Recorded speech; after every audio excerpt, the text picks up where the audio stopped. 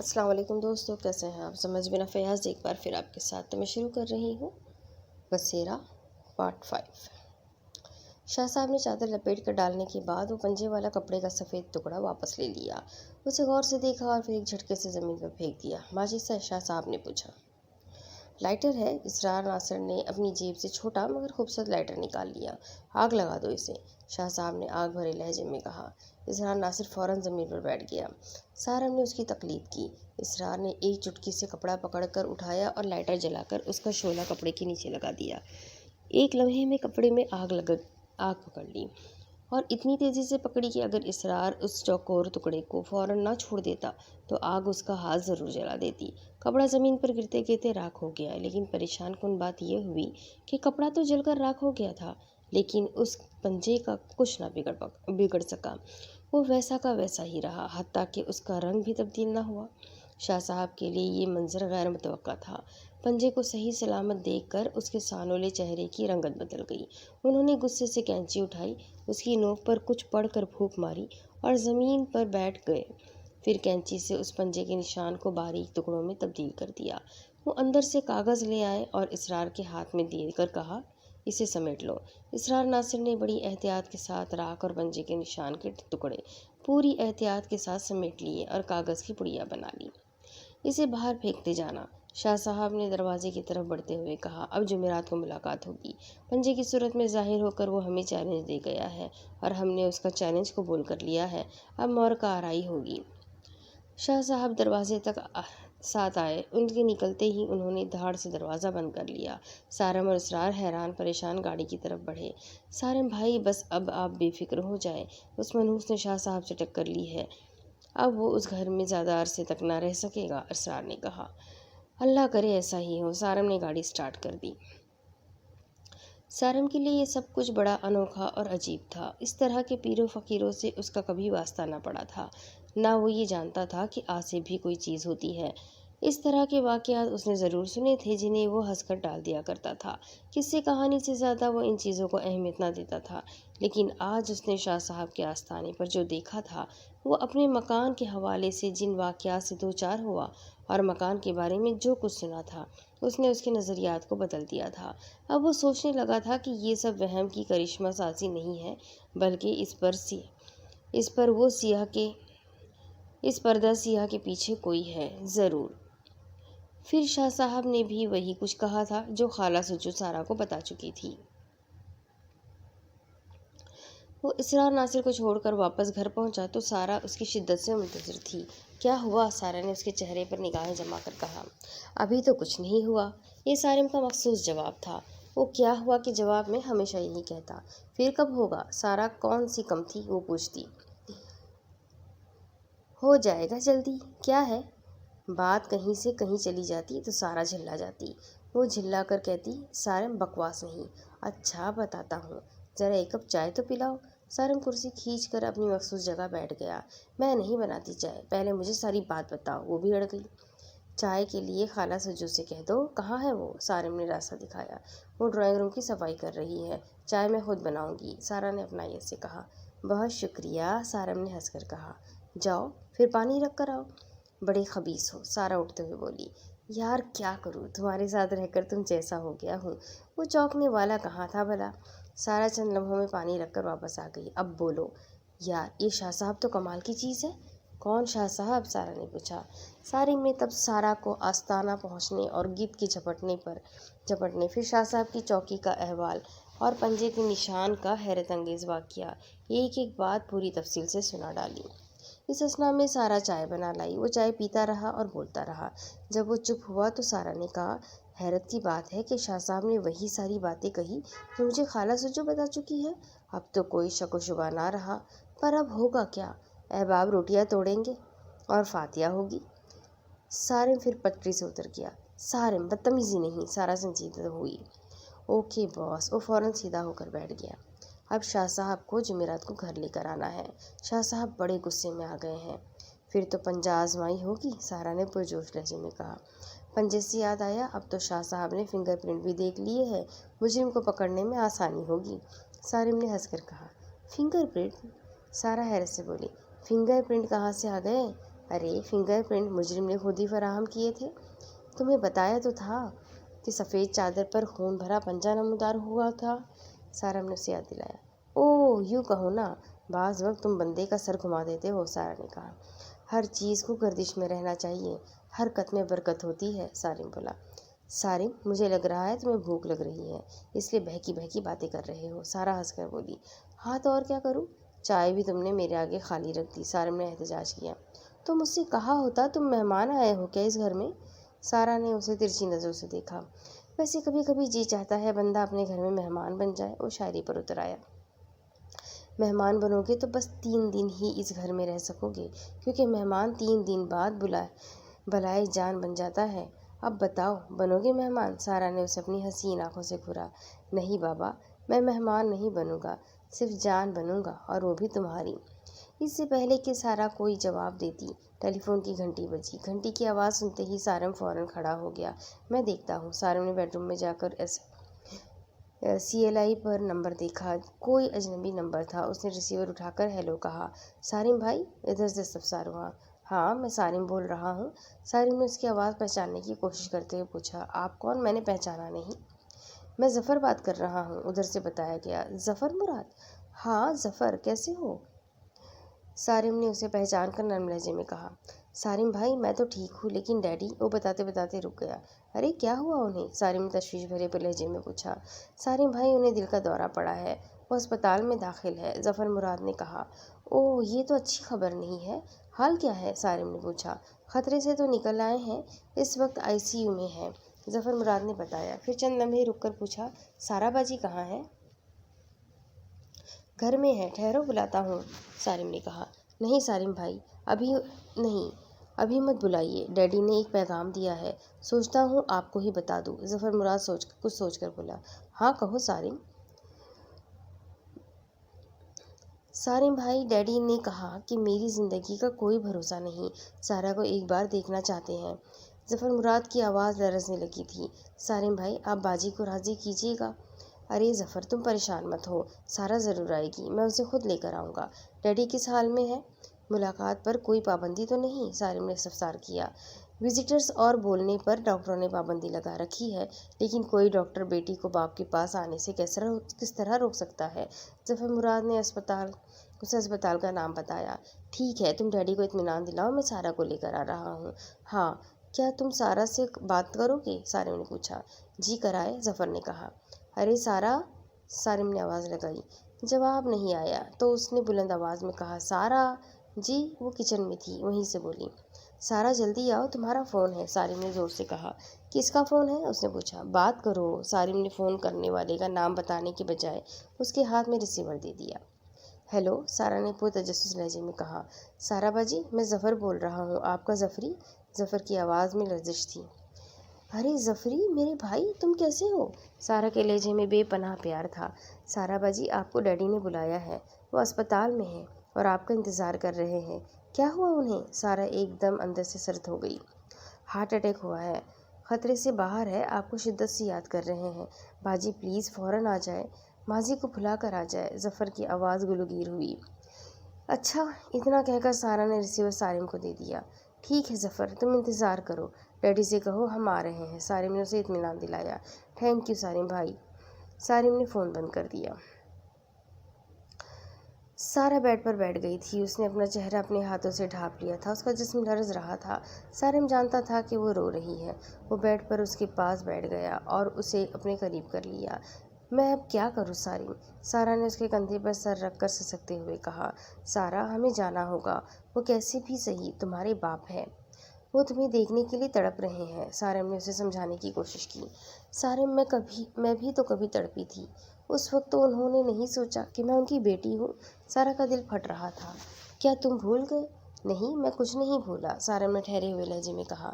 جس طرح انہوں نے میری توہین کی، میرے باپ کو جس طرح ڈسہارٹ کیا، میں کچھ نہیں بھولا، لیکن یہ وقت کچھ یاد کرنے کا نہیں ہے، ہمیں سب بھولنا ہوگا۔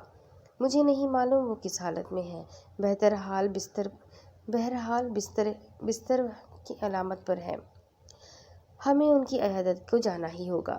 ٹھیک ہے سارم، اگر تمہاری مرضی یہی ہے تو چلو۔ سارا آنسو پوچھتی ہوئی اٹھ گئی۔ گڈ گرل، سارم نے اسے توصیفی نظروں سے دیکھا۔ اب ماضی۔ سارم ایک بڑی ایڈورٹائزنگ کمپنی میں کاسمس 3 میں ملازم تھا۔ وہ ایک کاپی رائٹر کی حیثیت سے وہاں ملازمت کرتا تھا۔ منفرد ذہن کا آدمی تھا۔ اس نے اچھی کاپیز لکھ کر بہت جلدی اپنی جگہ بنا لی تھی اور بہت جلد ہی وہ اونر کی نظروں میں آ گیا تھا۔ جو مالک تھے وہ بھی اس کے اشتہار سے بہت خوش تھے۔ اشتہار چاہے پرنٹ میڈیا کا ہوتا یا الیکٹرانک میڈیا کا، وہ اشتہار یا اشتہاری فلم کی میکنگ ساتھ ساتھ کرتا۔ وہ ایک بہت اچھا فوٹوگرافر بھی تھا، اس لیے ہر کوئی اس کے کام کو بہت زیادہ پسند کرتے اور وہ بے دھڑک محسن نقوی کے کمرے میں داخل ہو جاتا اور اپنی ہر بات ان سے منوا لیتا۔ محسن نقوی بڑے دلچسپ آدمی تھے، باغ و بہار شخصیت کے مالک۔ ان کا تکیہ کلام تھا کہاں لکھا ہے۔ بات بے بات کہتے کہاں لکھا ہے۔ اس تکیہ کلام کا انہوں نے اس قدر استعمال کیا کہ کہاں گھس کر اب کہاں رہ گیا تھا۔ ان دنوں ایک بڑی چائے کی کمپنی اپنی نئی برانڈ کے لیے اشتہاری مہم چلانا چاہتی تھی۔ یہ کمپنی کاسمس 3 کی پرانی کلائنٹ تھی۔ کمپنی کے مالک کی خواہش تھی کہ اس اشتہاری مہم کے لیے کوئی نئی ماڈل تلاش کی جائے۔ ادھر سارم نے بھی اس انداز کا اسکرپٹ تخلیق کیا تھا کہ وہ خود بھی چاہتا تھا کہ کوئی نئی لڑکی ہی اس میں کام کرے۔ ماڈل گرل کی تلاش بڑی شدت سے شروع ہو گئی تھی، لیکن ابھی تک کوئی ایسی لڑکی نہیں ملی تھی جسے دیکھتے ہی آدمی بے اختیار کہہ اٹھے، ہاں یہی تو ہے وہ۔ کاسمس 3 کا ہر شخص لڑکی کی تلاش میں سرگردہ تھا۔ لڑکیاں آ بھی رہی تھیں، فوٹو سیشن بھی ہو رہے تھے، اسکرین ٹیسٹ بھی چل رہے تھے، لیکن ابھی تک کوئی لڑکی اس معیار کو نہ چھو سکی تھی جو سارم کے ذہن میں تھا۔ سارم شہر کی تمام اہم تقریبات میں شریک ہو رہا تھا، حتیٰ کہ وہ شادی کی تقریب میں بھی اپنی مطلوبہ لڑکی تلاش کر رہا تھا۔ لڑکیاں بہت تھیں لیکن وہ نہیں تھی جس کی اسے تلاش تھی۔ ایک دن محسن نقوی اسے اپنے ساتھ ایک شادی کی تقریب میں لے گئے۔ ایک سیاستداں کی بیٹی کی شادی تھی۔ شہر کے قدیم اور جانی مانی ہستیاں تھیں۔ پریس کے کافی لوگ موجود تھے۔ سارم کا دوست جبار ناصر بھی وہیں موجود تھا۔ وہ دونوں ساتھ ہی گھوم رہے تھے کہ سارم ایک دم ٹھٹک گیا۔ وہ سکتے کے عالم میں ایک طرف دیکھے جا رہا تھا۔ کیا ہوا بھائی؟ جبار ناصر نے اس کی طرف دیکھتے ہوئے کہا۔ ابھی تو اچھا بھلا تھا۔ او یار مل گئی، سارم نے پرجوش انداز میں کہا۔ چل بھائی مبارک ہو، نکاح خواہ کو بلاؤ یا یوں ہی لے کر بھاگے گا؟ جبار نے مذاق اڑایا۔ جبار خدا کے واسطے چپ ہو جا، یہ مذاق کا وقت نہیں۔ سارم نے اس کا ہاتھ پکڑ کر اپنے قریب کیا۔ ادھر دیکھ۔ او یار کدھر دیکھوں؟ یہاں تو ہر طرف قابل دید منظر ہے، جبار بولا۔ یہ جو ایک لڑکے کے ساتھ 2 لڑکیاں کھڑی ہیں ان میں سے کالے لباس والی کو دیکھ، سارم نے پرجوش لہجے میں کہا۔ جبار ناصر نے ادھر دیکھا جہاں سارم دیکھ رہا تھا۔ دیکھ لیا، اچھی لڑکی ہے، جبار ناصر نے بے نیازی سے کہا۔ یار یہ لڑکی مجھے چاہیے۔ وہ کس لیے؟ اپنی اشتہاری فلموں کے لیے۔ پاگل ہوا ہے کیا؟ جانتا ہے تو یہ کس کی بیٹی ہے؟ یار چاہے یہ بادشاہ وقت کی بیٹی کیوں نہ ہو، مجھے ہر قیمت پر چاہیے۔ او بھائی یہ شہر کے مشہور صنعت کار کی بیٹی ہے، تیری جیسی 100 ایڈورٹائزنگ ایجنسیوں کو خرید اور پھینک سکتا ہے۔ جبار ناصر نے اس کے ہوش اڑانے کی کوشش کی۔ کچھ بھی ہو یار میں کوشش تو کروں گا، سارم نے پرعزم انداز میں کہا۔ تیرا فوٹوگرافر ساتھ آیا ہے کیا؟ مجھے اس کی تصویر چاہیے۔ تصویر لینا کوئی مشکل کام نہیں، تصویر میں ابھی اپنے فوٹوگرافر سے بنوائے دیتا ہوں، جبار ناصر نے کہا۔ تو اس کی تصویر بناؤ اور مجھے بتا یہ کس کی بیٹی ہے؟ مراد علی خان کی، جبار ناصر نے نام بتا کر اس کا چہرہ دیکھا۔ اوہ مائی گاڈ، یار ان کا تو ایک اخبار بھی نکلتا ہے۔ جی یہ انہی کی بیٹی ہے، جبار ناصر نے اسے چڑھاتے ہوئے کہا۔ کیا خیال ہے اب بھی تجھے یہ لڑکی درکار ہے؟ اوہ یس، لڑکی سے تو میں کسی قیمت پر دستبردار نہیں ہونے کے لیے تیار۔ پھر چڑھ جا بیٹا سولی پر، جبار ناصر نے کہا اور قریب ہی موجود اپنے فوٹوگرافر کو ہاتھ کے اشارے سے بلایا۔ دوسرے دن ہی جبار ناصر نے اس لڑکی کی کئی تصویریں اسے بھجوا دی۔ تصویریں بہت اچھی تھیں۔ دیکھتے ہی اس کے منہ سے نکلا، واہ یہ 100% وہی لڑکی ہے جس طرح کی ماڈل سے اپنی اشتہاری مہم کے لیے درکار تھی۔ سارم نے تصویر پر نظر جمائے محسن نقوی کے ایکسٹینشن پر فون کیا۔ ادھر فون اٹھاتے ہی ہیلو کی بجائے آواز آئی، کہاں لکھا ہے؟ محسن نقوی کے پاس شاید کوئی بیٹھا تھا، وہ اسی سے تحریری ثبوت مانگ رہے تھے۔ ان کی آواز سنتے ہی سارم بولا، سر میں سارم بول رہا ہوں۔ ہاں سارم، محسن نقوی نے خوش اخلاقی سے کہا۔ بولو کیا بات ہے؟ سر وہ مل گئی ہے، میرا مطلب ہے ماڈل، سارم نے فوراً سنبھلتے ہوئے کہا۔ بہت اچھی بات ہے، ویسے کہاں لکھا ہے؟ سر لکھا کہیں نہیں ہے، میرے پاس اس کی تصویریں ہیں، آپ کو دکھانا چاہتا ہوں۔ اچھا کچھ دیر ٹھہرو، میں مصروف ہوں، میں تمہیں کال کرتا ہوں۔ ٹھیک ہے سر، میں آپ کی کال کا انتظار کرتا ہوں۔ ریسیور رکھ کر وہ اپنے کمرے میں بے قراری سے ٹہلنے لگا۔ اس کا جی چاہ رہا تھا کہ نقوی صاحب کے پاس اس وقت جو شخص بیٹھا ہے اسے نکال باہر کرے اور خود ان کے سامنے براجمان ہو جائے اور تصویریں ان کے سامنے رکھ دے۔ پھر اس نے کھڑے کھڑے ریسیپشنسٹ کا نمبر ملایا۔ ادھر سے پرکشش آواز آئی، جی سر۔ اوکے۔ اوے لڑکی، یہ بتاؤ اس وقت نقوی صاحب کے پاس کون بیٹھا ہے؟ سر پہلے تو آپ کو میں یہ بتا دوں کہ میرا نام لڑکی نہیں ہے، روحی ہے۔ پھر آپ کو بتاؤں کہ اس وقت صاحب کے پاس ایک نئے کلائنٹ بیٹھے ہیں، روحی نے ہنس کر کہا۔ روحی بھائی، جیسے ہی یہ بندہ نقوی صاحب کے کمرے سے نکلے مجھے فوراً بتا دینا، سارم نے بے قراری سے کہا۔ ٹھیک ہے سر، بتا دوں گی، یہ کہہ کر روحی نے فون بند کر دیا۔ سارم کرسی پر بیٹھ گیا اور ایک رسالہ دیکھنے لگا۔ رسالہ دیکھتے دیکھتے وہ اس لڑکی کی تصویریں اٹھا لیتا جو جبار ناصر نے اسے بھجوائی تھی۔ کچھ دیر کے بعد ٹیلی فون کی گھنٹی بجی۔ ابھی پہلی گھنٹی پوری بھی نہ ہوئی تھی کہ سارم نے جھپٹ کر ریسیور اٹھا لیا۔ یس، آؤ بھائی سارم، محسن نقوی کی آواز سنائی دی۔ جی سر، میں حاضر ہوا۔ وہ ریسیور پٹک ہاتھوں میں تصویروں والا لفافہ پکڑ کر اپنے کمرے سے تیزی سے نکلا اور محسن نقوی کے کمرے میں جا گھسا۔ محسن نقوی اس وقت کمرے میں اکیلے تھے۔ ہاں جی سارم صاحب، کہاں لکھا ہے؟ میرا مطلب ہے کیا حال ہے؟ سر میں اس وقت بہت خوش ہوں۔ اچھا، اللہ تمہیں ہمیشہ خوش رکھے۔ کہاں لکھا ہے؟ مطلب وجہ خوشی کی کیا ہے؟ انہوں نے پوچھا۔ سر دیکھیے، اس نے لفافہ محسن نقوی کے سامنے رکھ دیا۔ محسن نقوی نے لفافے سے تصویریں نکالی۔ یہ 3 تصویریں تھیں۔ محسن نقوی نے ان تینوں تصویروں کو کئی مرتبہ بڑی دلچسپی سے دیکھا، پھر خوش ہو کر بولے، یہ گوہر نایاب کہاں سے ہاتھ آیا؟ سر آپ ہی تو لے گئے تھے مجھے شادی میں، ہاشمی صاحب کی بیٹی کی شادی میں، وہاں میں نے اسے دیکھا اور اپنے ایک صحافی دوست کے ذریعے اس کے عکس بنوا لیے۔ زبردست، یہ کون صاحبزادی ہے؟ انہوں نے پوچھا۔ سر یہ مشہور صنعت کار مراد علی خان کی بیٹی ہے، سالم بولا۔ اوہ، وہ تو ہمارے پرانے کلائنٹ ہیں۔ محسن نقوی ان تصویروں کو دیکھ کر بہت خوش تھے، حتیٰ کہ وہ اپنا تکیہ کلام بھی بھول گئے تھے۔ سالم نے سوچا جواب میں کہیں، سر کہاں لکھا ہے؟ لیکن حد۔ جی سر، سالم نے کہا۔ سر اب آپ ان سے ٹائم لیں اور میرے ساتھ چلیں، پہلے لڑکی سے بات ہونی چاہیے، وہ ماڈلنگ کے لیے راضی بھی ہے۔ محسن نقوی نے کہا۔ سر لڑکی کو تو راضی کر لیں گے، پہلے ابا تو راضی ہو۔ کہاں لکھا ہے؟ محسن نقوی بے اختیار بولے۔ اچھا چلو، میں مراد صاحب سے ملاقات کا ٹائم لیتا ہوں۔ سارم اور محسن نقوی مقررہ وقت پر مراد علی خان کے دفتر پہنچ گئے۔ ان کی پرسنل سیکرٹری نے محسن نقوی کا مسکرا کر استقبال کیا اور کہا، سر آپ کے منتظر ہیں۔ وہ دونوں مراد علی خان کے خوبصورت دفتر میں داخل ہوئے۔ مراد علی خان نے کھڑے ہو کر ان دونوں سے ہاتھ ملایا اور بیٹھنے کا اشارہ کیا۔ تشریف رکھیے۔ مراد علی خان کے اخلاق سے سارم بڑا متاثر ہوا۔ اس کے دل نے گواہی دی کہ گوہر مقصود پانے میں وہ کامیاب ہو جائے گا۔ مراد علی خان کوئی چھوٹا موٹا آدمی نہ تھا، وہ اس شہر کا بہت بڑا صنعت کار تھا۔ اس کی کئی ٹیکسٹائل میلیں تھیں، ایک اخبار نکالتا تھا، فوڈ پروڈکٹس کے علاوہ کاسمیٹکس پروڈکٹس بھی مارکیٹ میں تھی، اور بھی جانے کیا کیا بزنس پھیلا ہوا تھا۔ جی محسن نقوی صاحب، بھائی آپ کو ہم سے کیا کام آ پڑا؟ ہمیں تو اکثر آپ سے کام رہتا ہے، کیونکہ ہمارے بزنس کو چابی ہی آپ دیتے ہیں۔ آپ کی اشتہاری مہم سے ہمیشہ ہمیں فائدہ پہنچا۔ مراد علی خان نے کھلے دل سے اعتراف کیا۔ بس یہی وقت تھا اپنی بات کہنے کا۔ محسن نقوی نے ایک لمحہ بھی دیر نہ کی، بڑے صاف اور واضح الفاظ میں اپنا مدعا بیان کرنے کی کوشش کی۔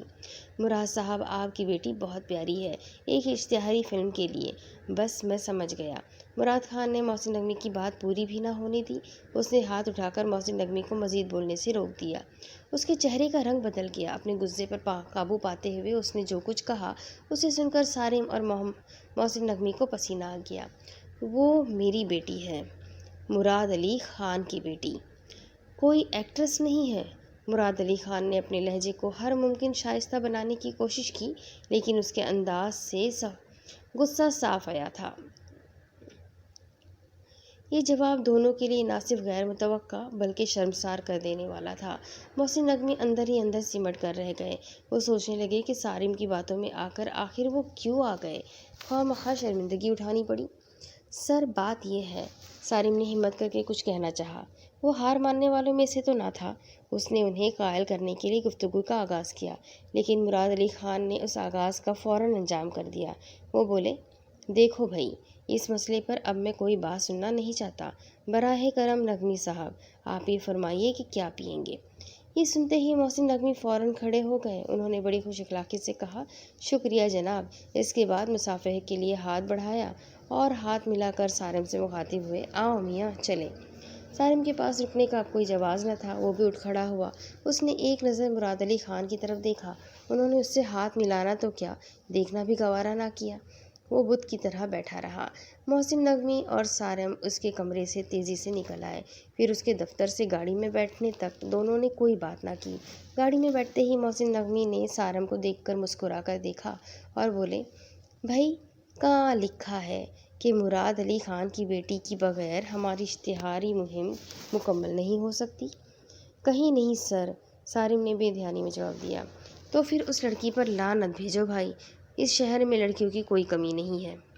سر، میں اس منفرد حسن رکھنے والی لڑکی پر لعنت تو نہیں بھیج سکتا۔ سارم کا لہجہ دو ٹوک تھا۔ تو پھر ایسا کرو، ورمالا لے کر اس کے گھر پہنچ جاؤ، ورمالا اس کے گلے میں ڈال دو۔ محسن نقوی جل بھن کر بولے، آپ کے منہ میں گھی شکر، کاش ایسا ہو جائے کہ میں اس کے گلے میں ورمالا ڈال سکوں۔ سارم نے عجیب لہجے میں کہا، ویسے سر، یہ لڑکی اب میرے لیے چیلنج بن گئی ہے۔ کہاں لکھا ہے کسی مشکل میں نہ پڑ جانا، محسن نقوی نے ہمدردانہ لہجے میں کہا۔ سارم یہ بات اچھی طرح جانتا تھا کہ کوئی کام مشکل میں پڑے بغیر ہو ہی نہیں سکتا۔ اس کے مزاج میں جو کوئی مہم جوئی کوٹ کوٹ کر بھری تھی۔ اس نے مشکلات کی آگ میں کود پڑنے کا حتمی فیصلہ کر لیا۔ جب کوئی آدمی کچھ کر گزرنے کا عزم لے کر آگے بڑھنے کی کوشش کرے تو پھر راستے خود بخود کھل جاتے ہیں۔ سارم نے براہ راست مراد علی خان کی بیٹی سے ملنے کا ارادہ کر لیا۔ اس لڑکی کے بارے میں کچھ معلوم نہ تھا، حتیٰ کہ وہ اس کا نام تک نہ جانتا تھا، لیکن تھوڑی سی کوشش سے اس نے اس لڑکی کے بارے میں کافی کچھ جان لیا تھا۔ دفتر پہنچ کر اس نے روحی مراد علی خان کی پرسنل سیکرٹری کا نمبر حاصل کر کے اسے فون کیا۔ ادھر فون اٹھائے جانے پر اس نے کہا، جی میں سارم بات کر رہا ہوں، کاسموس 3 سے۔ جی فرمائیے، وہ مترنم جواب لہجے میں بولی۔ میں مراد علی خان کی صاحبزادی سائمہ۔ سارم نے جان بوجھ کر بات ادھوری چھوڑی۔ ان کا نام سائمہ نہیں، سارہ مراد ہے، سیکرٹری نے تصحیح فرمائی۔ جی جی، معاف کیجیے گا، میری زبان سے غلط نام نکل گیا، سارم نے معذرت بھرے لہجے میں کہا۔ میں ان سے بات کرنا چاہ رہا تھا، کیا وہ دفتر میں ہے اس وقت؟ جی نہیں، وہ دفتر میں نہیں ہوتی، وہ اس وقت یونیورسٹی میں ہوتی ہے، ادھر سے ہنس کر کہا گیا۔ مجھے ان سے کچھ کام تھا، آپ ان کا موبائل نمبر عنایت کر دیں گی؟ سارم نے التجا کی۔ جی نوٹ کر لیجیے، اس نے موبائل نمبر بتایا۔ سارم نے جلدی سے نمبر نوٹ کر کے خدا کا شکر ادا کیا اور جلدی سے اس سارہ مراد کا نمبر پنچ کیا۔ 3 گھنٹے کے بعد فون ریسیو کر لیا گیا۔ پرکشش آواز آئی، ہیلو، دیکھیے میں کاسموس 3 سے سارم بول رہا ہوں۔ کاسموس 3 سے؟ جی بولیے، اس کا لہجہ الجھا ہوا تھا۔ سارہ مراد صاحبہ، کیا یہ ممکن ہے کہ آپ مجھے شرف ملاقات بخش دیں؟ میں 5 منٹ سے زیادہ آپ کا وقت نہیں لوں گا، سارم نے براہ راست اپنا مدعا بیان کیا۔ مجھ سے کیا کام ہے آپ کو؟ وہ حیران ہو کر بولی۔ یہ میں ملاقات پر بتاؤں گا، سارم نے سیدھے اور صاف انداز میں کہا۔ پھر ایسا کریں شام کو آپ گھر پر آ جائیں۔ اس وقت آپ کہاں ہیں؟ سارم نے پوچھا۔ یونیورسٹی میں، وہ بولی۔ دیکھیے میں 5 منٹ سے زیادہ آپ کا وقت نہیں لوں گا، اگر آپ اجازت دیں تو میں یونیورسٹی حاضر ہو جاؤں۔ گھر کیوں نہیں آنا چاہتے؟ یہ میں ملاقات پر بتاؤں گا، اس نے اسے مزید الجھانے کی کوشش کی۔ عجیب پراسرار قسم کے شخص ہیں آپ، ہر بات مخفی رکھنا چاہتے ہیں، وہ سنجیدگی سے بولی۔ ملاقات پر کوئی بات راز نہ رہے گی، سارم نے صاف لہجے میں کہا۔ اچھا، میں یونیورسٹی میں 2:30-3 بجے تک ہوں، آپ میرے ڈپارٹمنٹ میں آ جائیں۔ سارم نے اس سے اس کا ڈپارٹمنٹ پوچھا اور پھر 2 بجے ہی یونیورسٹی پہنچ گیا۔ سارہ مراد اکنامکس میں ماسٹرز کر رہی تھی، اس وقت وہ فرسٹ ایئر میں تھی۔ سارم ڈپارٹمنٹ کے باہر کھڑا اس کا انتظار کر رہا تھا کہ وہ کسی لڑکی کے ساتھ بات کرتی ہوئی باہر ڈپارٹمنٹ سے آئی۔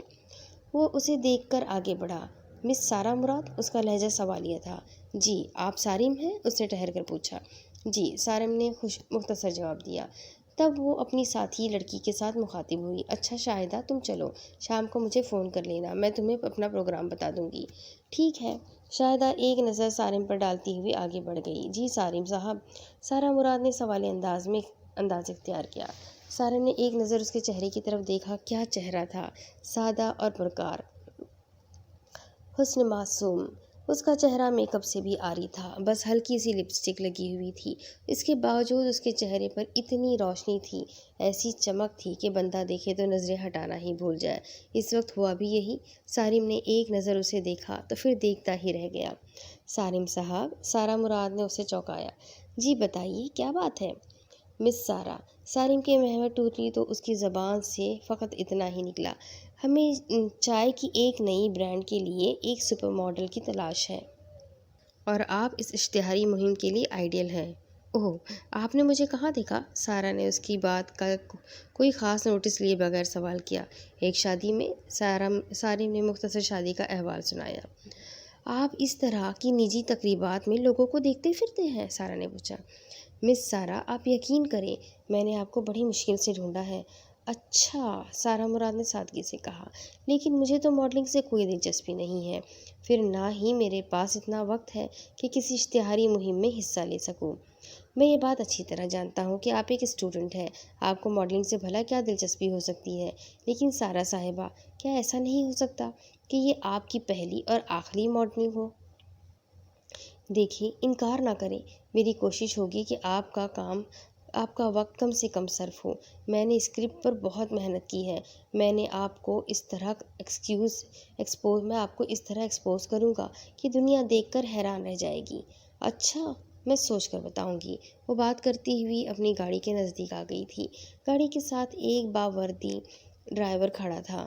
بس اتنا خیال کیجیے گا کہ میری تلاش رائے گاہ نہ جائے۔ اس کے لہجے میں التجا تھی۔ اصل میں بات یہ ہے کہ مجھے اس موضوع پر ڈیڈی سے بات کرنا ہوگی۔ سارہ نے اصل بات بتائی۔ پھر تو میں واجب القتل گردانہ جاؤں گا، سارم نے انکشاف کیا۔ ارے کیوں؟ اچھا، اب سمجھی، اس کا مطلب ہے کہ آپ ڈیڈی سے آلریڈی بات کر چکے ہیں، شاید اسی لیے آپ گھر آنے سے گریزاں تھے۔ سارہ نے ذہانت کا ثبوت دیا۔ ظاہر ہے میں نہیں چاہتا تھا کہ وہ دوبارہ میری شکل دیکھ کر مجھے اٹھوا کر باہر پھینکوا دے، سارم نے خوفزدہ لہجے میں کہا۔ ارے نہیں، میرے ڈیڈی ہرگز ایسے نہیں ہیں، وہ بہت نرم مزاج آدمی ہیں، اگر انہوں نے انکار کرنا ہوتا ہے تو بڑے سلیقے سے کرتے ہیں، سارہ نے کہا۔ جی ہاں، انہوں نے بڑے سلیقے سے انکار کر دیا ہے، کچھ اس طرح کہ ہماری پوری بات بھی نہیں سنی، سارم نے بڑی معصومیت سے کہا۔ آپ ملے تھے ان سے؟ سارہ نے تفصیل جاننا چاہی۔ جی، میں محسن نقوی صاحب کے ساتھ ان کی خدمت میں حاضر ہوا تھا، سارم نے بتایا۔ پھر انہوں نے کیا کہا؟ سارہ نے بات کی تہہ تک پہنچنا چاہا۔ انہوں نے کہا کہ مراد علی خان کی بیٹی ہے، کوئی ایکٹریس نہیں، سارم نے بتایا۔ بات تو انہوں نے صحیح کہی، سارہ مراد نے سنجیدگی سے کہا۔ ڈیڈی کے فیصلے کے بعد اب اس موضوع پر مزید بات کرنا یا سوچنا فضول ہے۔ سوری مسٹر سارم، مجھے دیر ہو رہی ہے، میں چلوں گی۔ اسے دیکھ کر ڈرائیور نے گاڑی دروازہ کھول دیا اور وہ پچھلی سیٹ پر بیٹھ گئی۔ دروازہ بند ہوا اور گاڑی تیزی سے اس کے سامنے سے سرسراتی گزر گئی۔ کارواں گزر گیا اور وہ کھڑا غبار دیکھتا رہا۔ سارم کو اس سے ایسی بے اعتنائی کی امید نہ تھی۔ وہ اداس چہرہ لیے ہوئے گھر پہنچا تو اس کے بابا نے اسے غور سے دیکھا۔ سارم بڑی اداسی سے کھانا کھانے کی رسم ادا کر رہا تھا تو عاظم علی نے اسے روک لیا۔ بیٹھو بیٹا۔ جی بابا، سارم نے اپنے باپ کو الجھن آمیز انداز میں دیکھا۔ تم نے کھانا نہیں کھایا ٹھیک سے؟ عاظم علی نے فکر مندی سے پوچھا۔ کھا تو لیا ہے بابا، سارم نے یقین دلانے والے لہجے میں جواب دیا۔ ہاں، میں جانتا ہوں تم نے کس طرح کھایا ہے، عاظم نے اس کی آنکھوں میں دیکھا۔ بات کیا ہے سارم، کوئی پریشانی ہے؟ ہاں بابا، ہے تو ایک پریشانی، سارم نے اپنے بابا سے اپنی الجھن کو چھپانا مناسب نہ سمجھا۔ پریشانی اگر خاص پرائیویٹ نہیں ہے تو بتاؤ، عاظم نے مسکرا کر پوچھا۔ بابا، مجھے ایک لڑکی کی تلاش تھی، وہ مل تو گئی ہے لیکن اس کے بابا نے اسے کام کرنے سے منع کر دیا ہے۔